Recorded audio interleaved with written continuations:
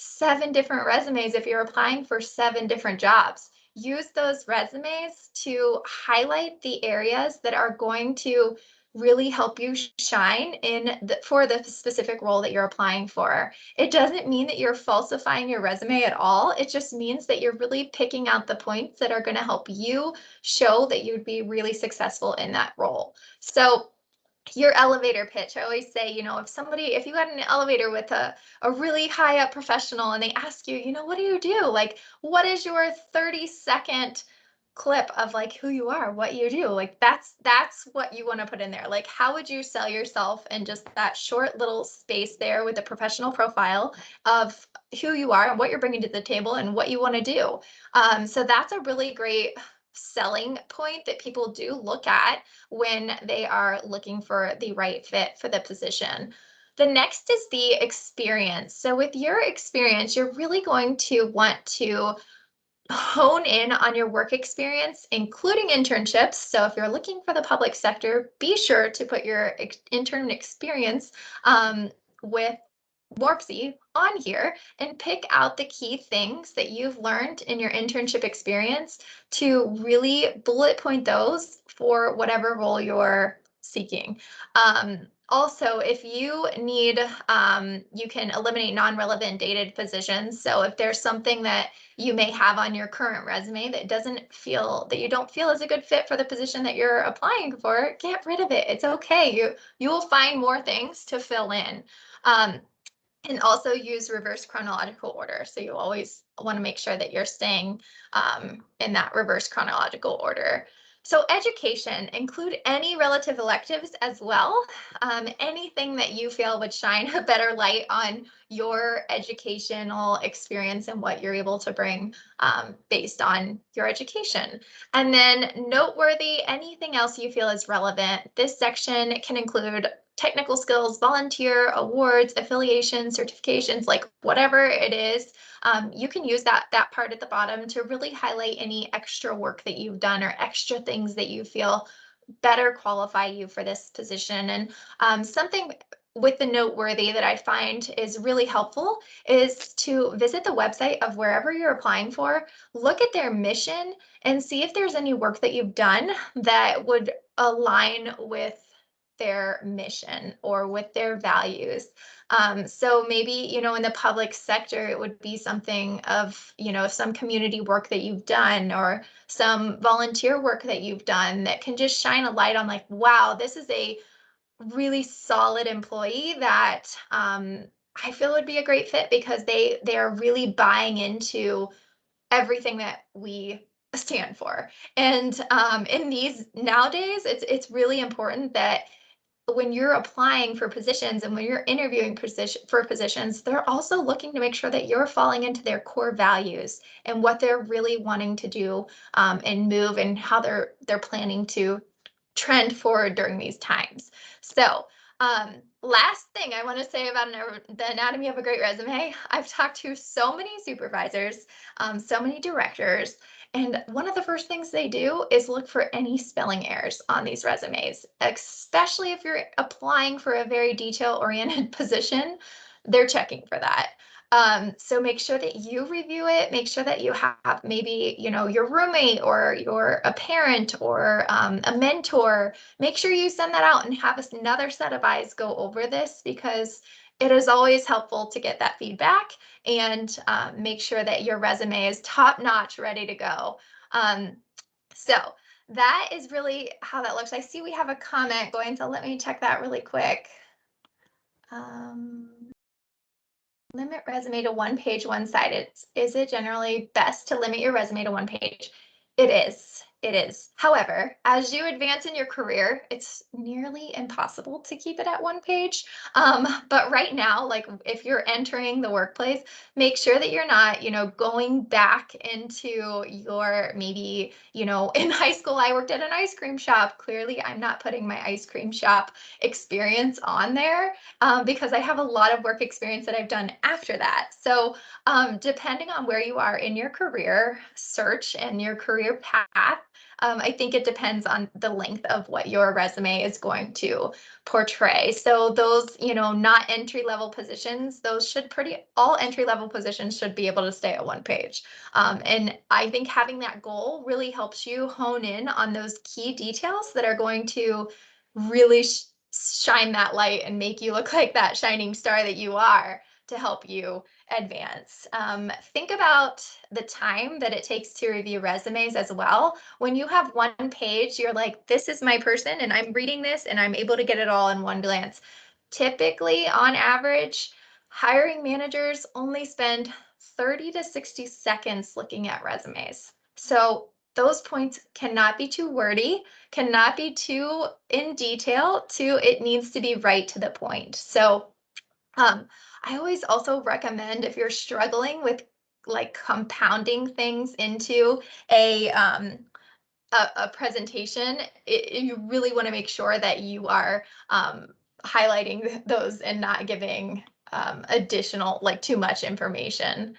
So you'll want to submit your resume in a PDF format. So PDF allows your resume to be opened on different computers and still look the same. So if you're adding in um, a I don't know, a Word document, if someone pulls it up, and a lot of times we use management systems, learning management systems, recruiting systems, they can throw it all off, but PDF is compatible with all systems. So that's really important to make sure that you are keeping that as a PDF.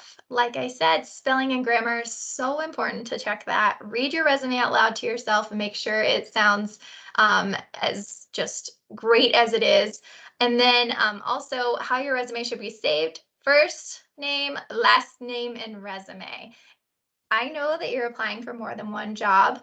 I would not put when you're submitting your resume, I would not put that job on your resume title. It just kind of shows that, you know, you might, it just looks better if it's just your first name, last name, resume. So you make a note of that for you, change it, save it, send it, and then you can change it back for your record so that you know which position it is.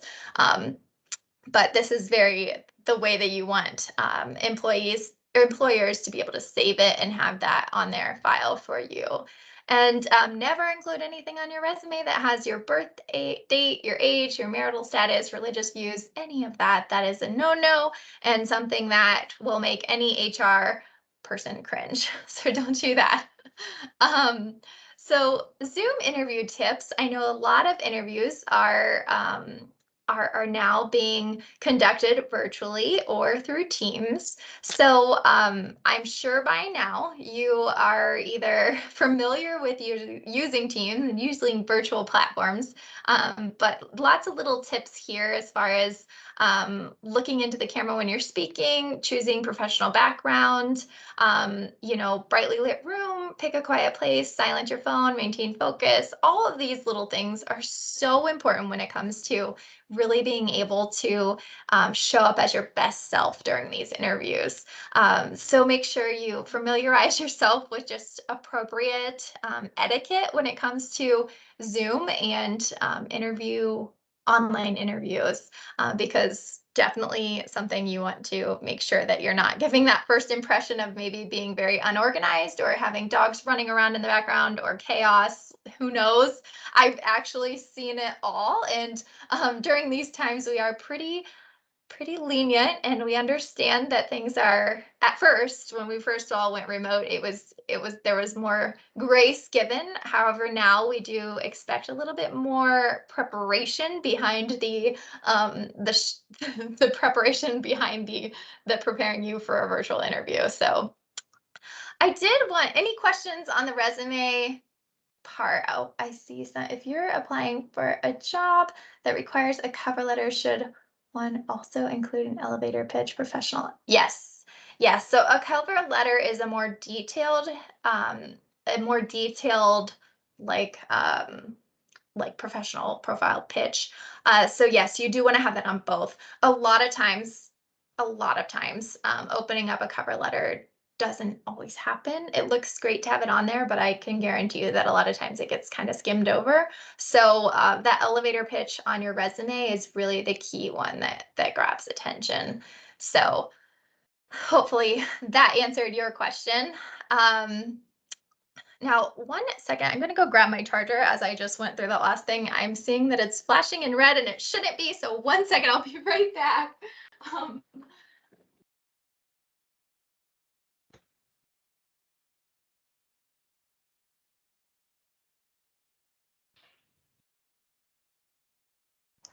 This is great, everybody. Keep your questions coming. So go right ahead and pop questions in as you think of them. yes, I am loving these questions and loving the interaction. I really want to make this um, I want to be a resource for you, and I want to be able to help you as you're preparing for this process, because I do know it can be so stressful. And I know that with your internship work, a lot of you do have a passion for public service. And this is definitely something that we see a lot of people struggle with when it comes to just showing up and being able to deliver during interviews, and how stressful they can be, because it is real and it is important that you're prepared. So, okay. So interview tips. So standard interviews entail questions like, tell me about yourself and where do you see yourself in 5 years? And these questions can be really intimidating and scary, because I feel like a lot of times you go in looking for more details on the specific position, and you don't always prepare yourself for these questions that are like, so tell me about yourself. That is not opening a door to you giving a like 10-minute just talk about you and your family and your sports career or athletic career or any of that. Like, really take this time. There's a strategy behind answering this question, and you should be prepared to answer this question within a 1 to 3 minute response that really starts out with a brief summary of your career and education, and then narrow it down to the position that you're applying for, revealing why you're the best fit for the job. So it is not about tell me about yourself. It's not tell me about you and your family and your childhood and all of that. It's really, there's a strategy behind it. So make sure that you're honing in on a summary of your career, education, and narrowing it down to the position, and just revealing and shining a light on why you're that best fit. You want to walk out of there feeling confident, like, wow, I sold myself to them, and they know, like, because of that response, like, they're like, wow, you would be a good fit. Like, that was a great answer. So with any interview questions, your interviewer may interrupt you along the way to dig in more. That happens a lot, especially when nerves are involved. And maybe, we're looking for, maybe you're right on the edge and we just need a little more depth of you to really shine. So we a lot of times don't use that as a feeling defeated if you get interrupted. It's more of a, you're right there, like, we're on your side. We want you to really shine. And so I think a lot of times these interviews can seem so intimidating, and you feel so like, oh, I failed that question, or oh, I didn't do a good job because they interrupted me. That's not the case at all. So just know going in, like, this is a team. If it's a good fit for you, it's going to be a more team environment that they really, our job is to really help pull it out of you and help you level up. And that's what that strategy is based on the HR side. So don't get discouraged if that happens. Just really listen and figure out what they're digging into and how you can respond. Hopefully that's helpful, because I know this tell me about yourself can kind of make you pause for a second and kind of just panic, which is never good, because you kind of lose your train of thought. So a good example for tell me about yourself would be, I'm a really caring and compassionate person who's always been interested in social work and looking after children. I started my own babysitting business at a very young age, and then pursued this interest at both GCSE and A-level work. As part of the placements on my undergraduate course, I worked in a children's home, and this was the most rewarding experience of my career. I developed fantastic relationships with all of the children involved, After my graduate degree, I studied social work at a postgrad level and took placements in a juvenile detention center and on a pediatric social team within a hospital. Both roles challenged me to my utmost, but I ultimately emerged as a more capable, experienced, and confident social worker. I'm extremely grateful for the opportunities that I've been afforded. I am now looking for a role which allows me to use these skills that I've developed. So this is just an example. Obviously, this is more of a social work setting, but this was some coaching that we had done for an individual really trying to prepare to branch out into some growth in the social work field. So just a good, like, that's just a good summary of an answer to tell me about yourself. If you heard that, wouldn't you feel, yeah, I got a good understanding of who you are as a person, of what you bring to the table, of what interests you, of what's rewarding to you, what motivates you, like where you want to go, that you're determined to keep growing. Like that's what you want to get from that answer. So just want to provide some examples of how to answer these questions that can be really difficult. So behavioral interviews are very common. Basically, the interview is just asking you about your past experiences in order to predict how you'll react to similar situations. Example questions are, give me an example of a time you faced a conflict while working on a team. How did you handle it? Tell me about the time you made a mistake professionally. What did you do? Like, how did you correct it? The ideal response with these questions and any other behavioral interview questions, which you will almost always get at least one or two of those, is really important to detail out the task that was assigned, the mistake that was made, what was learned from the mistake, and how it was corrected to drive future success.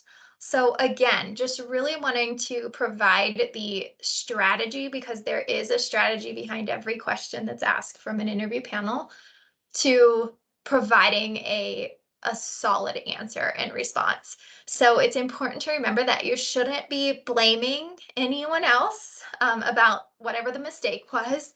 Own it and show that you corrected it, you learned from it, and you are driven to not make that mistake again, and you're driven to succeed. So, take your mistake and turn it into an opportunity for growth and learning. So this is a really favorite question because it not only shows that you have the ability to learn from your mistakes, but also that you're taking that ownership when something goes wrong, and that you're quick on your feet, and that you own it and you move forward. Everyone's going to make a mistake in their careers at some point. Everyone's going to face challenges, obstacles. So it's really just important that you're able to show that you are professionally mature enough to own it and to share that and to show and prove how you move forward from that. So really something that they're looking for when they are asking those questions. So what are your strengths? Good examples include the ones I highlighted here are great for roles in the public sector, but really anything. So organizational and planning skills, communication skills, reliability, problem solver. I think I pulled those out during this pandemic, because I feel like these are pretty consistent across the board. Even the flexibility, you're independent, like these are all really important right now. If they always are, but even more so now, because people are looking for people that they can really rely on and really count on to deliver in such a unique work environment that we're in. Times are very different now, so just really helpful for you to make sure that you're taking some time to figure out what strengths you want to highlight that you have and things that you're bringing to the table. Usually they'll ask you for 3, so I would have 3 strengths in your mind that apply to the specific position that you're applying for too. So, and you may be strong in all of these areas, which is so great. And I'm sure, many of you are strong in many of these areas, but find the ones that you feel are most beneficial to the role that you're seeking. So, let's see. Some examples to what are your strengths. I'm an adaptable person. I work for 3 different managers. They have very different management styles and expectations of me. I'm able to adjust my approach to meet each of their needs. That's a really great like way to not be not show yourself as like it's not a bragging time. It's just a time for you to show that um, you know, that shows more than just that you're adaptable. It shows that you are a great worker. It shows that you're able to work with multiple management styles. It shows that you are flexible. It just does a good job at summing up those strengths in a solid answer. The next one, I'm an communicator who is not afraid of making big decisions. My communication skills help me to gain all of the information that's needed to make a final decision on particular cases. This is also useful for establishing a level of trust between myself and those I'm working to help. So another solid answer. And then this next one, I'm great with customers. I enjoy the challenge of turning a dissatisfied customer into a satisfied one. Just last week, I had an experience when, and then you can quote in a recent example of how you successfully manage an unhappy client. So obviously this last one would be more of a customer service role that you're applying for. So if that is one of them, that I'm just showing how you can kind of tailor your response based on the position that you are applying for. So always great to just be able to casually kind of throw in, like, just last week I had an experience when somebody was really unhappy and I was able to get to the bottom of it. And that just shows your great customer service skills and how you can de-escalate a situation. So depending on the role, and just kind of giving you some examples of how to answer based on the position that you're applying for. Weakness, the one that everyone cringes on because you're like, oh my gosh, I don't want to say something that makes them think, oh, I wouldn't be a good fit. So there's a very big strategy behind the weakness position as it relates to the position. So describe how you will work to overcome that weakness.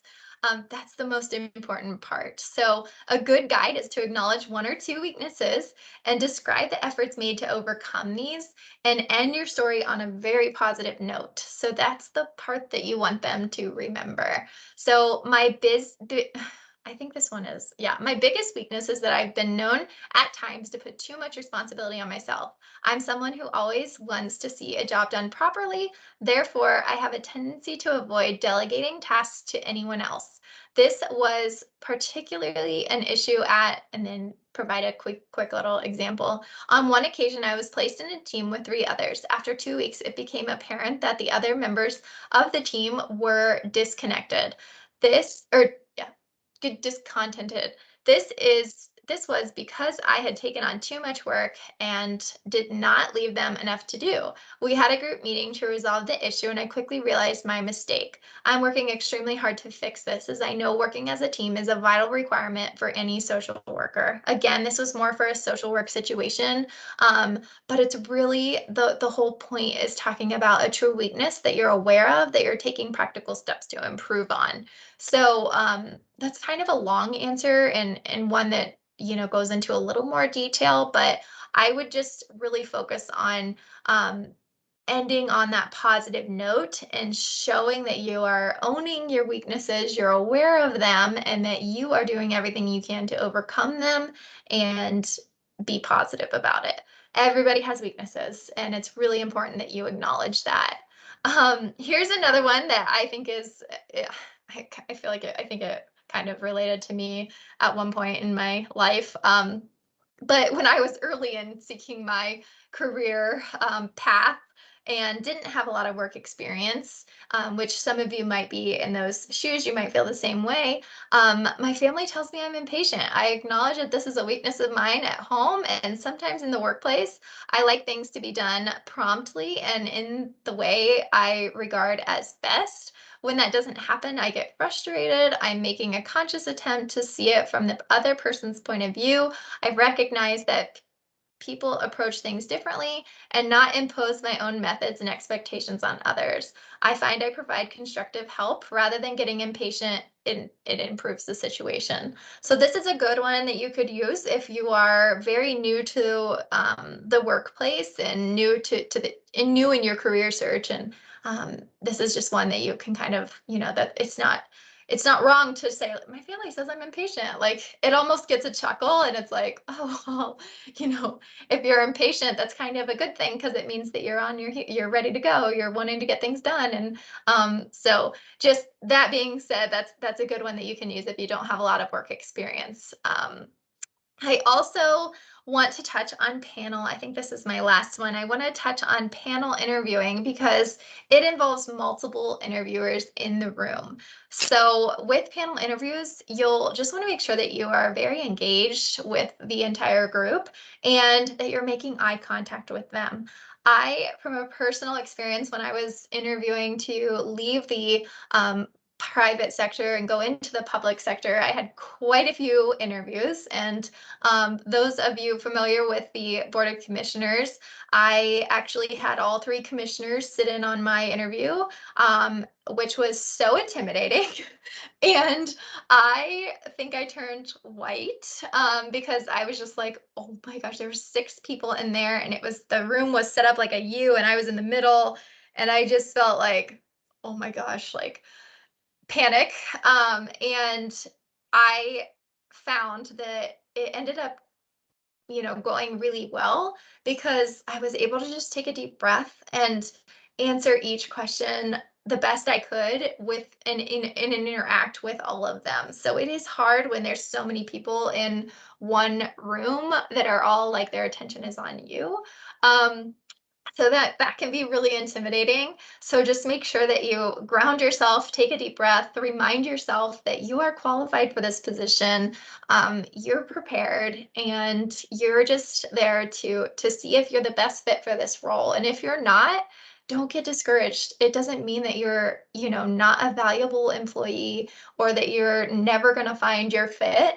It just means use it to keep you going and use that experience to really shine, brighter in your next, because even now we encourage people to constantly interview because it is something that you can never get enough of, because it really does help you stay fresh on your game and stay fresh on being able to keep, your resume updated and highlight skills and be able to really sell yourself and grow in your career. So just with that, don't let those interview panels get you down or get you intimidated. I just wish I could go back to that that 19-year-old me that walked into a room with all those commissioners and others, and I was just like, oh my God.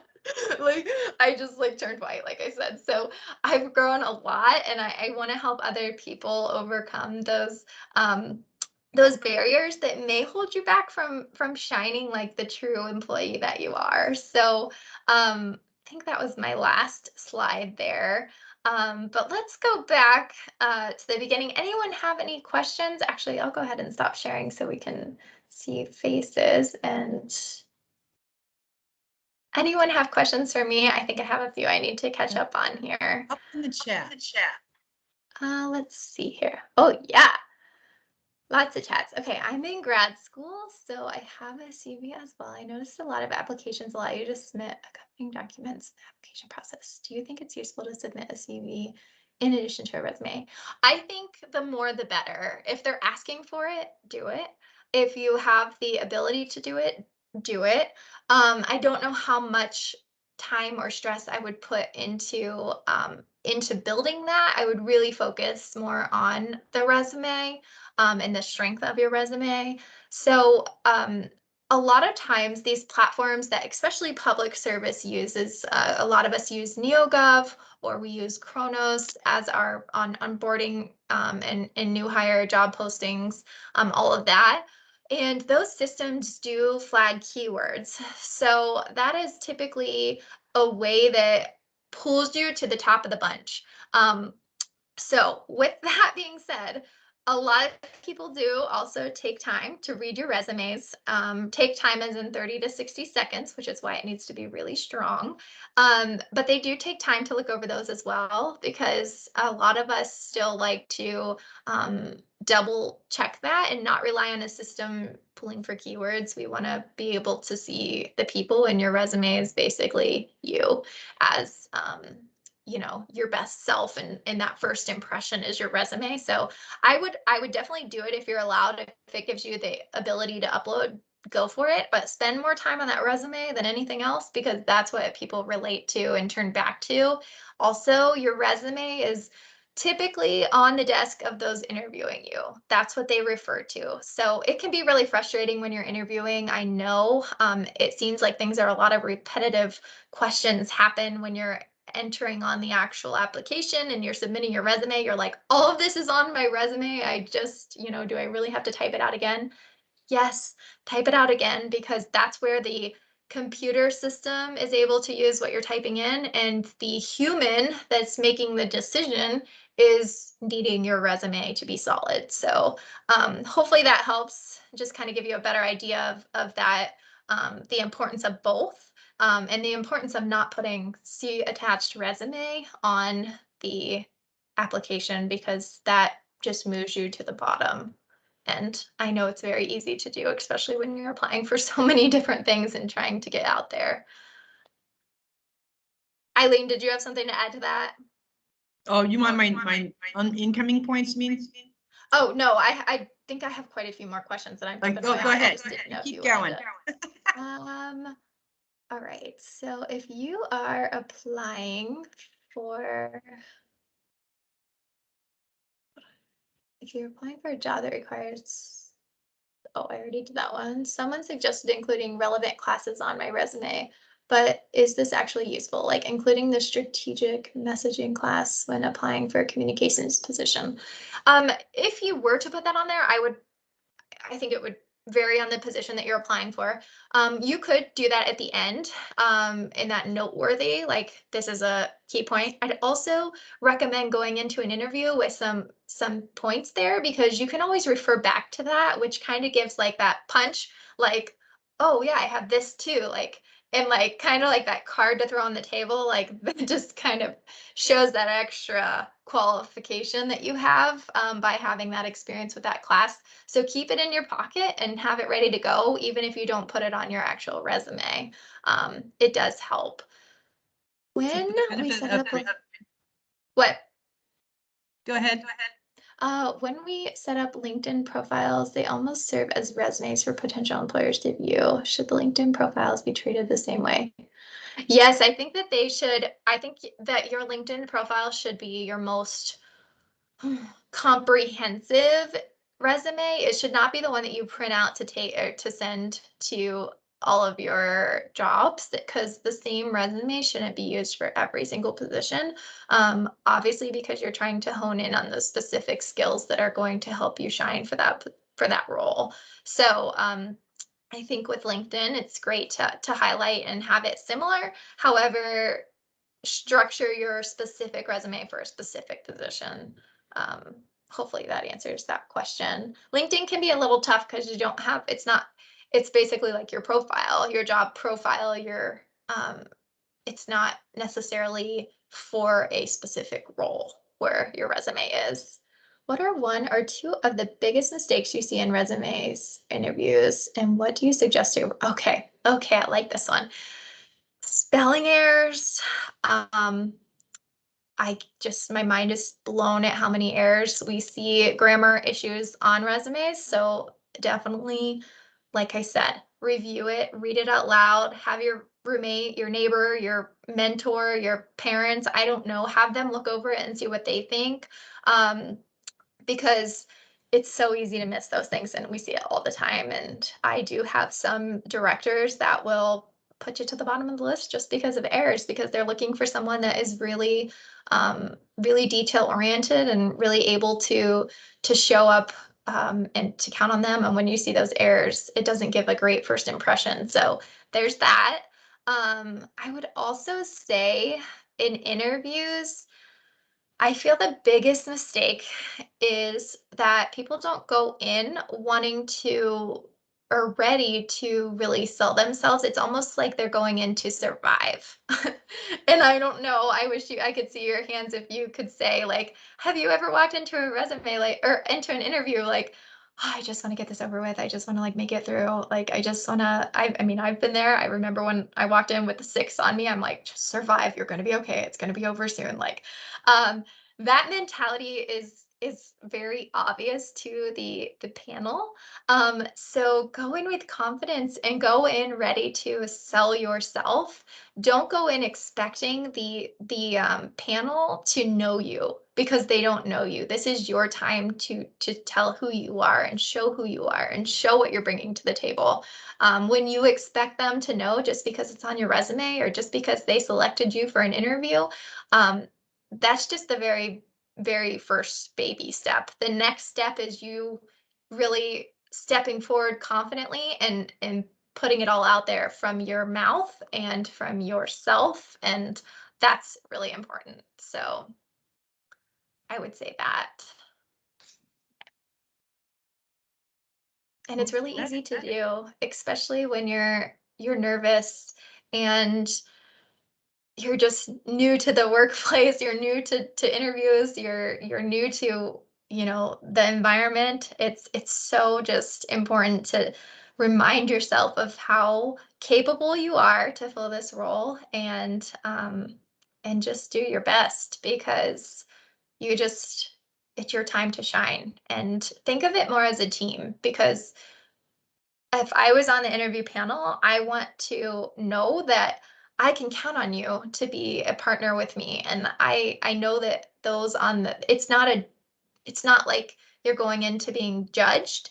It's going into being, are we going to make a good team? Like, are you going to fit in well with this group? Are you going to be able to do what we're asking and what we need? And are you going to be a good fit? There's so many other things. So if you can take that mental block of where you're feeling so judged and so afraid of making a mistake or answering a question wrong, I feel like that'll eliminate a lot of fear and allow you to really step into the role and step into the situation and shine because it's it can you can get in your head. So My goodness, Caitlin, thank you. Keep thinking. I'm going to jump in with a couple points, and then Caitlin, if you think of something else you'd like to, yeah. this is excellent. She's in the field right now, and I'm going to just tell you a couple things from our perspective here. I'm going to grab them if I can grab my deck here. There it is. Okay, here's a couple. I love everything she said. When she said the part about tell me about yourself, we do ask that question at Morpsey, and she's exactly right. We're asking it, 1, to hear how you speak. 2, it's an open answer, so you're going to be thinking while you're talking. And you really want to, she was exactly right. You really want to zone in on the things that are really telling us why you want to work for us. What in your career path led you to this decision to come to us? So she's exactly right. And let's see. I would tell you too, to be organized. Some of you are going to start your job search while you're in college. Now, that's tough. It's like a job in itself, but you're going to get confused if you're doing a lot of things. Make notes after your interview so you don't get the companies confused. You know, what did you already say? Who did you meet with? What are your thoughts? Did you like them? Because you're going to get confused if you've got a lot going on. And just be organized. It's a big, important process. You're going to go for your first job. You're going to devote time, maybe even move somewhere. It's a big deal taking this opportunity. This is your full-time job you're going for. And then also, I like the part about you're being interviewed 24 hours in that situation. Someone's picking you up at the door. Someone might give you a tour. Some cases, if it's your second interview, they might take you to lunch or something. That's all interview. Don't go off the cuff and get too chummy. You're being interviewed all that time. I put the career schedules up. Those of you that are going to interview or graduating in December, for sure you can be job searching right now. Absolutely. Those of you that are going to go for it in the spring, there'll be all the spring job searches. And these career fairs are really pretty cool, these virtual fairs. You get one-on-one time, and that's actually kind of nicer. And they might have a meet and greet. Go ahead and go to those meet and greets because we watch who comes in for those meet and greets. We actually get a chance to talk to you for a little bit. So that's a good thing. Some of them will put little career videos together you might want to watch. And then she mentioned a lot of these things, and depending on which job you're going for, some of you might want a portfolio to show the work that you've done, your variety, be ready with it. That sold us and a couple people at Morpsey. They had their laptop ready. They've opened up a couple things and demoed some of their capabilities in the creative side, if that's part of that job. Teams you worked with, mentioned career fairs, meet and greet, set maybe schedule time for your career search so it just doesn't fall to the bottom of the list because you're busy with college. But devote some time. So where you want to live, seems to be a big decision for people. Where do you want to live? Then we got to think about how you're going to get in that career path to get there. Yeah, and with that, where you want to live, real quick, I've had this happen where I noticed that, an interview, that the candidate was in West Virginia and was interviewing for a position here in Columbus. And when we ask, what are your thoughts on moving, away from your family? Like, what are your, um, she went into a long thing about moving with her boyfriend and all of that. And I highly advise you to stay away from all of those little details because I remember, I mean, we try not to judge and we try to keep that on a very just, it can be something that kind of raises a red flag because you're like, okay, so what happens if, we can't really think that far into it, but that's not really a solid answer as to why you want to move. We want you to say, maybe you're moving closer to family. Maybe you're you've heard the incredible growth that's happening in the community and you want to be a part of it. Like maybe it's not your first answer, but it could be the right interview answer. And maybe it is you are moving with your boyfriend as well, but that shouldn't be the point that you're making with that answer. It should be, I've seen the incredible growth and all the opportunities in the Columbus area, and I am just so eager to make my way that direction. So be careful with those answers and questions, because that's not a bad thing that you want to move with your boyfriend to Ohio. It's just not necessarily the right interview answer. So be very mindful when you're answering those questions. And yeah, I just kind of wanted to throw that out there because I know I had to talk a few directors down from them being concerned about answers like that. So yeah, I just wanted to touch on that because that's definitely right. something that's easy to slip out of our mouths when that is what you're anxiously trying to do. But there's more to it. I'm sure that there's more to just doing that than wanting to be closer to someone or whatever. So You're exactly right. The other one, I don't want you to worry about it, that you don't have everything in the job description. That happens a lot. We write job descriptions for the perfect person. And you might not have everything in the job description. In fact, Caitlin, real common one they face is they want 0 to 3 years experience, or they want 3 years experience or 5 years experience.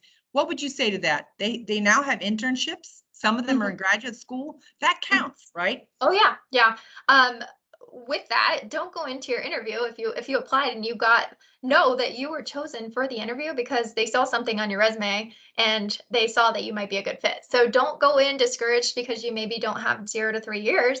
Go in finding in your resume what qualifies for that experience that you're missing. So what can you sub in that you have in your pocket, that you have behind you, that you've already done that will support that experience that is, preferred. So I think go in knowing, don't go in discouraged because you may not have all of that time. Go in with a whole handful of points that you can make that will stress that they can be confident in you stepping into this role without 0 to 3 years of experience. So, and use this internship to support that. I mean, this is an incredible opportunity that you are all a part of, and find what you can out of this and reach out if you need help kind of preparing yourself with what you did, because I highly recommend taking this experience and using this to sell yourself in your job career search. Excellent. These are things you can practice: your handshake, your eye contact, your answers. You can practice with someone and just get it honed down. Treat everybody with respect always in your life. Always. Gatekeepers are just as important as the person interviewing you. Always treat people with respect. This will not be your forever job. Don't worry, there are going to be components of the job that you really don't want to do some of that, but you want to do the bulk of it. That's normal. We all have things we have to do in our job that some of it we really like, and some of it, okay, that comes with the territory. We're going to offer social media best practices coming up. I would encourage you to come to this because we'll give you some tips in there. It's such a widely used area to post jobs and other things and learn about companies and so forth.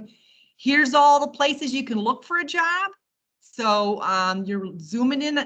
Believe it or not, there's still governments out there that post it on their website and aren't using all the search tools. NARC, our National Association of Regional Councils, all your professional organizations are going to have the jobs in the careers that you're all in right now, and even more honed in professional organizations. Obviously your colleges, but look at the professional organizations as well. They're not always necessarily going to the colleges. Chambers in your communities you want to live in, economic development organizations are really desperate to get people positioned. They will post the jobs as well, and also Indeed. Oh, this is just these are announcements, so I'll hold right here. The number one thing I see wrong when we're dinging people, we can't get their references to call us back. And that's really important. Caitlin will tell you about get references letters done, but sometimes we want to call that person because we're wanting to dig a little bit more about the job we're looking for you to match. And if you know that we're going to call your references, give them a heads up.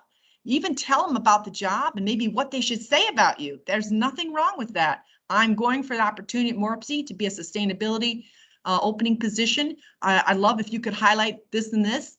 And if they are, obviously if they could, they would. So that to me, if it's coming down between two couple candidates and we can't get their references, you're dinged.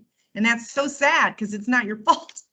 Caitlin, anything else that's coming to mind as we're coming into the end here? Yeah, I think with that reference piece, it's always solid to have 2 letters of recommendation if you're very new to your career search, professors or maybe a previous employer or something that you've done. Use the people, use those relationships that you've built to help you. It is all who you know and how you are able to use your resources to really help you step up and level up and show that you're a good fit. So especially when you're so early in your career, you need help. You need people to speak for you, and you need that. Sometimes employers, especially if you're not meeting those minimum qualifications and you don't have that experience, those letters of recommendation show that you would be a qualified position for that role. So if you have those, keep them. And like Eileen said, have their information so that your potential employer, is able to contact them and ask them questions. And just, I love that Eileen said that, make sure you're telling whoever is serving as your professional reference or whoever was your written professional reference, make sure that you're telling them what role you're filling, because a lot of times they have so many students, they don't always know and they don't always remember. So like a quick text or a quick call saying like, hey, I'm going for this position. Really looking forward to highlight my experience with this program that we did in your class, or this project that we did, and have put it that fresh in their mind so that when they get that call, they're able to speak highly and very great words that will help support their decision in hiring you. Because a lot of times it does come down to 2 or 3 individuals, and those professional references can have a big say on which way you go. So I'm thinking those that are trying to go for graduate school and they need a faculty reference. Faculty are so busy. Give them time. And you might even give them bullets about yourself. Here's the things I've done for you, professor, and that will help them. Oh, You're yes. going to get tons of applicants. Yeah. People need. I'm sure that they would really appreciate it if you almost do a little summary for them so that they can plug it all in and stand behind what you already said and just have to plug in their expertise. And some of these things have to go in your upload, so the more you can get it done in advance, the better. So it's a fun, exciting time. The one other thing, the quicker turnaround, you're gonna have a quicker turnaround if you kind of help them along with that. And a lot of times some of them are like, is this just through an email? Do you need like an actual professional letter? Like, head it for them, get it addressed for them, have it all ready to go so that they just have to type in what they need to and what's being asked, and then you're good. So don't And I'm have going to to throw really. this question to Caitlin. Caitlin, sometimes they're going to tell you what's next. You should always know what's next. What's next in the process? They should tell you. We'll be back in touch with you within 2 weeks. Try to listen for that, because you might really want some other job, but this one's coming quicker and you want to know what the time frame is going to be. So on that, Caitlin, let's say they're waiting to hear from someone and it's been 2 weeks. Should they reach out? Yeah, I think there's definitely the right way to reach out and the wrong. I think it's important to ask what the next step is if they don't already share it. So following up after, I would definitely give it 2 weeks before I would be really sending messages. That first week, I know it's painful. I know it's hard. I do also know that the public sector does have a little more challenges and hoops to jump through in the hiring process. So it could take a little bit longer. So don't get discouraged, and don't get in your mind that maybe, it's not for you anymore, and don't cry yourself to sleep or anything about it, because it's just a process. However, I think it's all how you reach out. So ending that interview and just having that follow-up step, like if they say you'll hear from us, and then you can say, if I don't, like, is it okay if I message you, or who do I contact for follow-up if I don't hear back, or that always helps too. Typically you have information on contact, so you can always just check in, say, again, a quick little blurb on why you feel you're a great fit. You look forward to hearing back from them. Thanks so much for your time. That's always a good one too. Thank you notes don't really happen anymore just because times have changed. Feel free to send a thank you note to your professional references, because that always helps keep them on your side for the future, because you never know when you're going to need them again. I don't know that I would spend the time sending thank you notes to the interview panel, because of one, everyone's just so remote, virtual, all of the things. I don't even know how I would get to them, and that's just really not something that people expect anymore. I think I've gotten one in the last like 5 years, so I don't think that that's held against you anymore. I know for a while it was like that was what you did, but those days are kind of over. So I wouldn't worry about that. But an email check-in, I highly encourage you to do that if you don't hear back from them from the time that they told you that you should. So Caitlin, I think our executive director, he wants to thank you. He wants to email thank you. Oh, So yeah. I think it's just better to do email if you can, but Yeah. he likes that. And Yeah. he just thinks it's you telling us that you like what you heard and you want the opportunity. Yes, I think the email thank you is the way to go. I meant like personal written thank yous. Those days are over. Right. But email thank yous are always a good extra step that just make you kind of stay in their mind, especially when it comes down to the line. If there's just a few of you, it's just kind of like, wow, well, this person said this. So I think putting some thought behind what you say in there, and just showing your excitement for the position and your gratitude for getting to talk with the team and to talk with the interview panel, like that always helps. So wait, Rolanda, you want to come back on? And if you don't mind, we're gonna let everyone go that needs to go. But if Caitlin, if you want to stand just to answer some personal questions the interns might have for a couple seconds. Okay, Thank Rolanda, you all so much. I just want to, if everyone could please turn on your cameras, let's give Caitlin a virtual round of applause. And thank you, Eileen. We really enjoyed this workshop. And today is National Intern Day. I don't know if you are aware of that. So everyone, please turn on your cameras so I can get a quick picture so we can post it on our social media for National Intern Day. How appropriate. National Intern Day. Thank you. Let's see. Waiting for just a few more. Let me see here. I love seeing all your faces. Good luck in your career search, and go out there with confidence, because I know that this experience. Oh, okay, I'll stop talking. You're fine, Caitlin. I was just waiting on 2 more people to turn their cameras on. Hope you all enjoyed the workshop. Good to see your faces today. Ready? One. Eileen, you can turn yours on too. Oh, okay. Well, now I lost my arrow. Okay. Okay. Okay, that's an old Eileen, intern. yes, Shelby, Nigel. On my screen, I just see your profile picture, but all right, ready, everyone? 1, 2, 3. Awesome. Thank you so much. Yeah, Alright, but so just like I was saying, I just encourage you all to step out there with confidence and know that you are bringing a lot to the table and show that. And don't be discouraged by lack of experience, because I know with most interns and most new to the career field, that can be something that is really intimidating when you see that on a job posting. But don't let that hold you back. Go for it, because especially with this internship experience, you have a lot in your pocket that you're going to be able to show.